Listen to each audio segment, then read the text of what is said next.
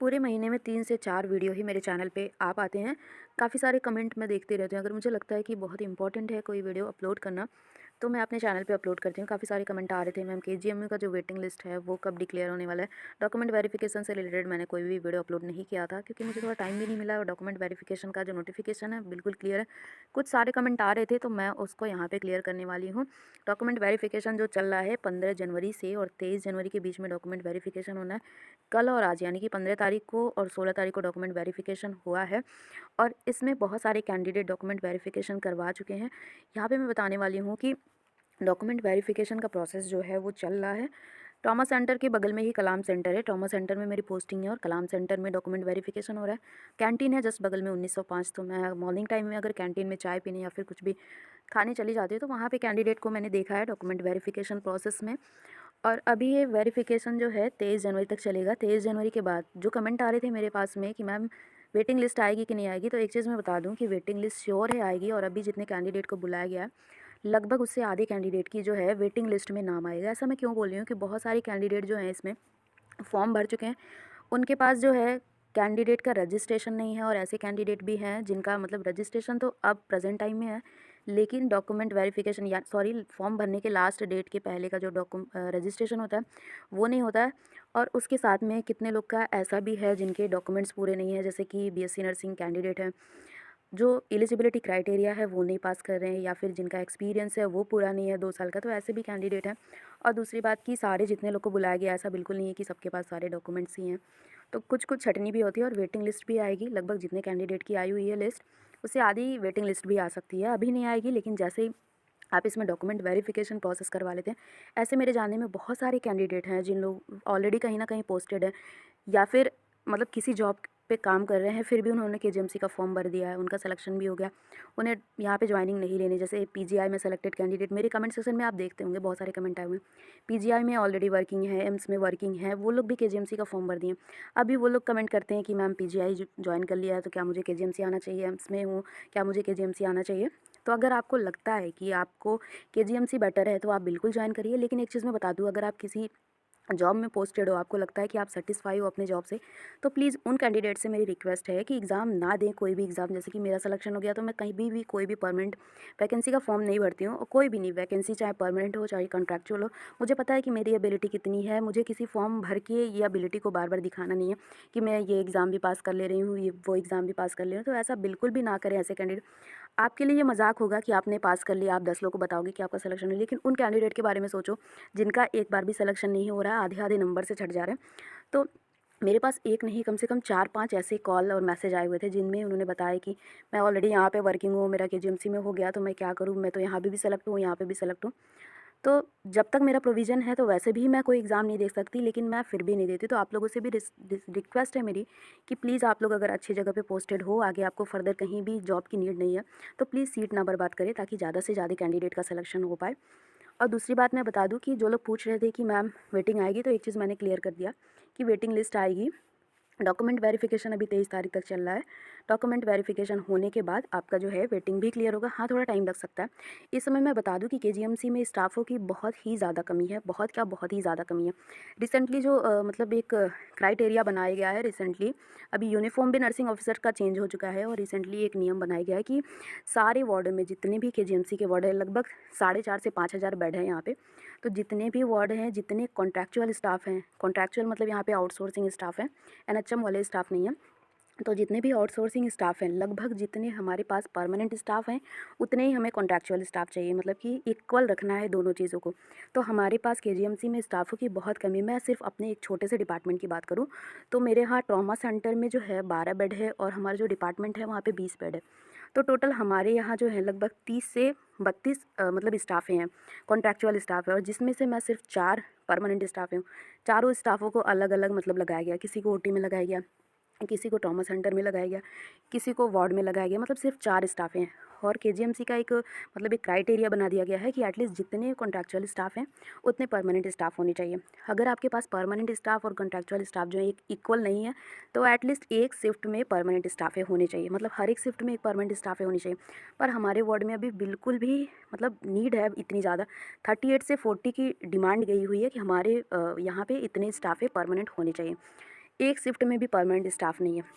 और मैं आपको बता दूं कि मैं 7 से 8 महीने से मैं सिर्फ और सिर्फ मॉर्निंग ड्यूटी कर रही हूँ, क्योंकि परमानेंट स्टाफों की नीड है और परमानेंट स्टाफें नहीं है। तो जितने भी परमानेंट स्टाफ हैं उनको मोस्टली मॉर्निंग शिफ्ट में लगाया गया। एटलीस्ट एक शिफ्ट में तो परमानेंट स्टाफे हो जाए।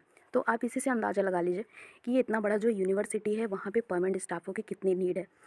तो सिर्फ और सिर्फ इसकी वेटिंग ही नहीं आएगी, एक चीज़ और मैंने यहाँ पे मेंशन किया हुआ है, नई भर्ती भी आने वाली है, वो भी स्टाफ नर्स वाली, और साथ में अदर पोस्टों की भी आई है। अदर पोस्टों की अभी मैं बाद में बताऊंगी। सबसे पहले नई भर्ती, अभी जो है थोड़ी वैकेंसी निकाली गई थी। थोड़ी वैकेंसी इसलिए निकाली गई थी कि इसको कंडक्ट करवाने के बाद केजीएमसी को ये भी देखना था कि वो अच्छे से इस वैकेंसी को फिल कर पा रहे कि नहीं कर पा रहे।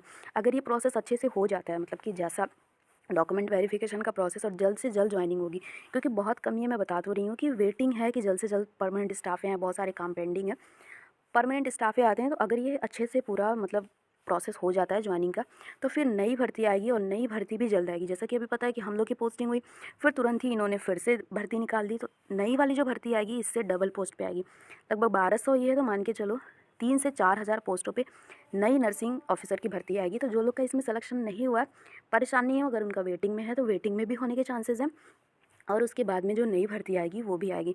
तो अगर आप तैयारी कर रहे हैं तो बिल्कुल भी निराश नहीं हो। अगर आपका ज्वाइनिंग नहीं हुआ है या फिर कहीं जॉब नहीं लगी तो परेशान नहीं हो, आप थोड़ी सी मेहनत और करें, नई भर्ती फिर से आएगी, और श्योर है आएगी। उसके पहले ही मैं आपको अपडेट दे दूँगी अपने चैनल पे। रेगुलर वीडियो मेरे चैनल पे नहीं आता है, लेकिन मुझे जब लगता है कि ज़रूरत है तो मैं बना देती हूँ वीडियो। जितने कॉन्ट्रैक्चुअल स्टाफ हैं, कॉन्ट्रैक्चुअल स्टाफ ही तो पूरा केजीएमसी में भरे हुए हैं। आप सोच सकते हो एक छोटे से डिपार्टमेंट का, अदर डिपार्टमेंट में भी यही है, पूरे कॉन्ट्रैक्ट के मतलब आउटसोर्सिंग स्टाफ है, इक्का दुक्का जो है परमानेंट स्टाफ है। जैसे हम लोग लगभग 600 स्टाफ आए हुए थे, पता ही नहीं चलता है कि पूरी बिल्डिंग में हम लोग गुम कहाँ से हो गए। कोई भी स्टाफ जल्दी देखने को ही नहीं मिलता। एक ही बिल्डिंग अगर 8 ताले की बिल्डिंग है, 8 माले की बिल्डिंग है, तो उसमें इतने सारे स्टाफ होते हुए भी हमें इक्का दुक्का कभी कभी हम लोग की मुलाकात हो पाती है। तो ऐसा है।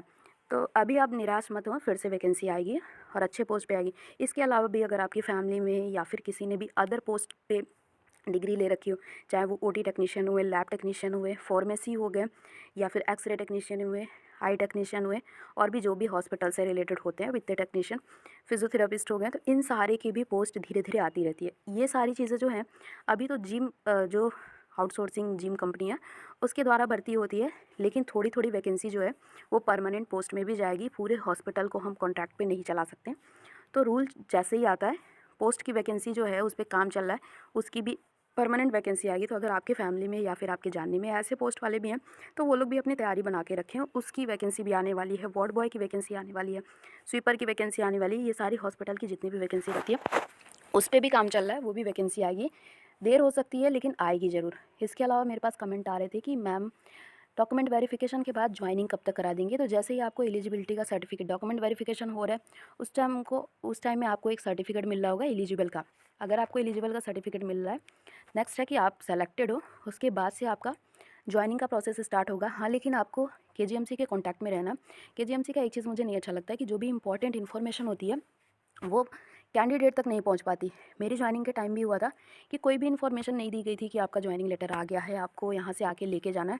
कैंडिडेट तक कोई भी इन्फॉर्मेशन नहीं पहुंची थी। एक दूसरे से कांटेक्ट करके कुछ कैंडिडेट गए, उन्हें पता चला तो उन्होंने अपने साथियों को बताया, ऐसे करके ज्वाइनिंग लेटर बटी हुई थी। तो ये चीज़ है, आपको हमेशा केजीएमसी के साइट पर आपको कुछ नहीं मिलेगा। हमारी ज्वाइनिंग से रिलेटेड और साइट पर कुछ भी अपलोड नहीं था। यहाँ पे आके ही पता चलेगा कि क्या प्रोसेस हो रहा है। तो हमेशा आपको केजीएमसी के कांटेक्ट में रहना है, क्या चीज़ें यहाँ पे हो रही है पता लगाते रहना है कि कब आपका ज्वाइनिंग से क्या प्रोसेस हो रहा है, और जल्द से जल्द आपको डिपार्टमेंट अलॉट हो जाएगा। तो जैसे ही आपकी डीवी प्रोसेस ख़त्म होती है जनवरी में, आप मान के चलो फरवरी में ये लोग आपके पूरे मतलब डिपार्टमेंटल जो भी काम होंगे वो कर लेंगे। मार्च तक आपकी पोस्टिंग हो जाएगी। होली के पहले मान के चलो कि आप केजीएमसी में वेलकम आपका हो जाएगा। वेलकम होने के बाद आपको पार्टी भी मिलेगी, हमें भी मिला था पार्टी, तो आपको हम लोग के द्वारा दिया जाएगा। हम लोग आपके सीनियर्स हैं और हमारे जो सीनियर्स हैं सभी लोग मिलकर आपको वेलकम करेंगे। जो भी नव चयनित नर्सिंग ऑफिसर हैं या फिर जो भी नए कैंडिडेट आ रहे हैं, आपका वेलकम है। हमारा काम जो है बहुत ही ज़्यादा वर्कलोड है, आपके आने से थोड़ा हमें सपोर्ट मिलेगा। उसके बाद मैं बता दूं कि बहुत सारे कैंडिडेट पूछ रहे थे मैम ड्रेस का क्या है। तो आपको ये फ़ोटो में दिख रहा है, अभी पहले हमारा ड्रेस वाइट कलर का था, अभी जो है पीच कलर का ड्रेस हो चुका है। आप यहाँ पे देख सकते हैं, ये मेरी फ़ोटो है केजीएमसी की। तो पीच कलर का ड्रेस है, पिंक नहीं है, पीच कलर का है। ये कैंडिडेट ने मेरी फ़ोटो को देख के कमेंट किया कि ये तो बीएससी नर्सिंग स्टूडेंट का ड्रेस है। तो बीएससी नर्सिंग का जो ड्रेस है वो पिंक कलर का है, अभी जो है पीच कलर कर दिया। लिखा पिंक है, नोटिस में पिंक आया था, पर ये जो कलर है ये दिया गया था पीच कलर का। जो कॉन्ट्रैक्चुअल स्टाफ है या जिम कंपनी के थ्रू जो स्टाफ है उनका जो ड्रेस है वो वाइट कलर का है। जो एएनएस की पोस्ट पे हैं, सॉरी जो मैट्रन की पोस्ट पे हैं, उनका जो ड्रेस है वो मरून कलर का है, और जो कॉन्ट्रैक्चुअल स्टाफ हैं वो वाइट कलर का ड्रेस पहनते हैं, और हमारा जो ड्रेस है वो पीच कलर का है। और बॉयज़ के लिए क्या है, पीच कलर का शर्ट है और साथ में ब्लू कलर का पैंट है लड़कों के लिए। और ओटी का जो ड्रेस है वो आपका ग्रे कलर का है। जो लोग ओटी में हैं या फिर आईसीयू में, उनके लिए ग्रे कलर का ड्रेस है, और ड्रेस में आप जो स्क्रब ड्रेस होता है वो उनके लिए। तो ये हो गया ड्रेस की बात। बहुत सारे कैंडिडेट पूछ रहे थे कि मैम यहाँ पे रहने की क्या व्यवस्था है, मतलब कि आपको रूम अलॉट होगा कि नहीं। तो एक चीज़ मैं बता दूं कि जब हम लोग आए थे तो लगभग 500 कमरे का आवास बना हुआ था। तो उसमें स्टार्टिंग में जिन लोगों ने अप्लाई कर दिया उनको रूम अलॉट हो गए 2 BHK, लेकिन बाद में जो बनाए गए हैं जगह की कमी की वजह से, और मतलब हॉस्पिटल के पास जगह ना होने की वजह से क्या था कि 1 BHK कमरे बनाए गए। तो अभी हम लोग को 1 BHK कमरे अलॉट हो रहे थे। मैंने कोई भी अलॉटमेंट नहीं कराया, मैं बाहर रहती हूँ, खुद का रेंटल लेके फ्लैट लिया हुआ है, उसमें रहती हूँ। लेकिन अगर आपको चाहिए तो 1 BHK ये लोग प्रोवाइड कर रहे हैं। 1 BHK कोई भी नहीं ले रहा, क्योंकि हम नर्सिंग स्टाफ है, एक कमरे के सेट पे नहीं रह सकते। तो 1 BHK कोई नहीं ले रहा है। अभी जो है अंडर कंस्ट्रक्शन है यहाँ का जो बिल्डिंग बन रहा है। आई होप कि आप लोग आओगे, तो अगर आप वेटिंग में डालते हो, मतलब कि अगर आपको चाहिए होगा तो आप अप्लाई कर सकते हो कि मुझे 2 BHK का चाहिए। तो वेटिंग में है अभी बहुत सारा, जब वेटिंग क्लियर होगा तो आपको मिल जाएगा। वैसे आपको ज़रूरत नहीं होगी यहाँ का जो मतलब आवास है उसकी लेने की, क्योंकि आप सिटी में है ऑलरेडी, आपके अच्छे कन्वेंस पे आपको रूम मिल जाएगा। और वैसे अगर आप मतलब वहाँ रहना चाहते हो तो आप रह सकते हो, आपको मिल जाएगा। हाँ, थोड़ी वेटिंग है, वेटिंग क्लियर होगी तो आपको अलॉट हो जाएगा। इसके अलावा भी मेरे से कमेंट आ रहे थे, कमेंट मुझे ये भी आ रहे थे कि मैम छुट्टियों का क्या प्रोसेस है, सैलरी क्या है, ये सारी चीज़ें। तो सैलरी जो है लगभग आपका जो ऑटोनॉमस मेडिकल कॉलेज की सारी सैलरी सेम है, लगभग आपका एम्स के बराबर सैलरी है। 4 का डिफरेंस है एम्स में, और बाकी सिटी के अकॉर्डिंग जो है एम्स की सैलरी, केजीएमसी की सैलरी, पीजीआई की सैलरी, आरएमएल की सैलरी या फिर अदर ऑटोनॉमस मेडिकल कॉलेज की सैलरी सब कुछ सेम है। 4 का डिफरेंस है। नर्सिंग अलाउंस यहाँ पे मिलता है, बाकी मेडिकल कॉलेज में नहीं मिलता है। सीएससी पीएससी पे नहीं मिलता, नर्सिंग अलाउंस भी आपको मिलते हैं। बहुत सारी फैसिलिटीज़ मिलती हैं, लेकिन कंपेयरिंग टू अदर एम्स के अलावा थोड़ी कम फैसिलिटीज़ होती हैं। छुट्टियों की बात करूँ मैं तो डिटेल वीडियो भी लेके आऊँगी, लेकिन अभी मैं शॉर्टकट में बता दूँ। आपका जो 31 ईएल है, साल में 31 ईएल मिलता है, 14 सीएल मिलता है, 8 डे ऑफ मिलता है मंथली। अगर मतलब कुछ वार्डों में क्या होता है, depending on HOD head of department के अनुसार ही मिलता है, वार्ड के काम के अनुसार मिलता है। कहीं पे 5 डे ऑफ, मतलब कि 1 महीने में 5 डे ऑफ मिलते हैं, प्लस जीएच मिलता है, जितने गेस्टेड हॉलीडे हैं वो मिलता है। और कहीं कहीं पे क्या होता है कि आपको महीने के 5 से 6, 7, 8 नाइट करनी होती है, और उसके बाद आपको 8 ऑफ मिलते हैं, और साथ में 2 जीएच बस मिलते हैं। तो हर वार्ड का अपना अलग अलग सिस्टम है, हर वार्ड में अपना अलग अलग छुट्टियों का। कहीं कहीं पे मंथली नाइट लगती है, मंथली मॉर्निंग इवनिंग नाइट लगती है, और कहीं कहीं एक मंथ में 8 नाइटें लगती हैं, बाकी इवनिंग मॉर्निंग लगता है। तो डिपेंड करता है कि आप किस वार्ड में आपकी पोस्टिंग होती है। तो जब भी आप ज्वाइनिंग लेने जाएँ, जब आपका डिपार्टमेंट अलॉट हो, तो उस टाइम में आपको पता कर लेना चाहिए कि कौन सा डिपार्टमेंट आपके लिए सही होगा, किस चीज़ में आपको इंटरेस्ट है, और क्या चीज़ आपको कौन से वार्ड का काम आता है। ये सारी चीज़ें मतलब आपको डिपार्टमेंट चूज़ करने का ऑप्शन दिया जाएगा, तो उस टाइम अपना जो प्रेफरेंस है वो दीजिएगा, आपको वो डिपार्टमेंट अलॉट हो जाएगा। तो आई थिंक बहुत सारी चीज़ें मैंने बताई है। इसके अलावा भी अगर कोई डाउट है कमेंट सेक्शन में ज़रूर बताएं। मिलते हैं नेक्स्ट वीडियो में। Love you all, bye.